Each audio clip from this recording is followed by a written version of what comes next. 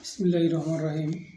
আবৃত্তি করছি কবি সুকুমার রায় রচিত গোঁফ চুরি শিরোনামের একটি কবিতা। হেড অফিসের বড় বাবু লোকটি বড় শান্ত, তার যে এমন মাথায় ব্যামো কেউ কখনো জানত? দিব্যি ছিলেন খুশ মেজাজে, চেয়ারখানি চেপে একলা বসে ঝিমঝিমি হঠাৎ গেলেন খেপে। আজকে উঠে হাত পা ছুড়ে চোখটি করে গোল, হঠাৎ বলেন গেলুম গেলুম আমায় ধরে তোল। তাই শুনে কেউ বদ্যি ডাকে, কেউ বা ডাকে পুলিশ, কেউ বা বলে কামড়ে দেবে সাবধানেতে তুলিস।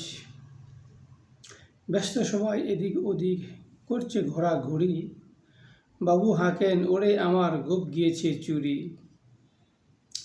গোঁফ হারান আজব কথা, তাও কি হয় সত্যি? গোঁফ জোড়া তো তেমনি আছে, কমনি এক রত্তি। সবাই তারে বুঝিয়ে বলে সামনে ধরে আয় না, মোটেই গোঁফ হয়নি চুরি, কখনো তা হয় না।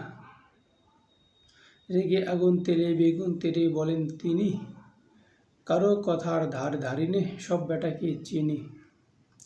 নোংরা ছাটা খ্যাংরা ঝাঁটা বিচ্ছিরি আর ময়লা, এমন গোঁফ তো রাখতো জানি শ্যামবাবুদের গয়লা। এ গোঁফ যদি আমার বলিস তো করবো তোদের জবাই, এই না বলে জরিমানা করলেন তিনি সবাই। ভীষণ রেগে ভীষণ খেয়ে দিলেন লিখে খাতায়, কাউকে বেশি লাই দিতে নেই, সবাই চড়ে মাথায়। অফিসের এই বাদরগুলো মাথায় খালি গোবর, গোঁফ জোড়া যে কোথায় গেলে কেউ রাখে না খবর। ইচ্ছে করে এই বেটাদের গোঁফ ধরে খুব নাচি, মুখ্যগুলোর মুন্ড ধরে কোদাল দিয়ে চাচি। গোঁফকে বলে তোমার আমার, গোঁফ কি কারো কেনা?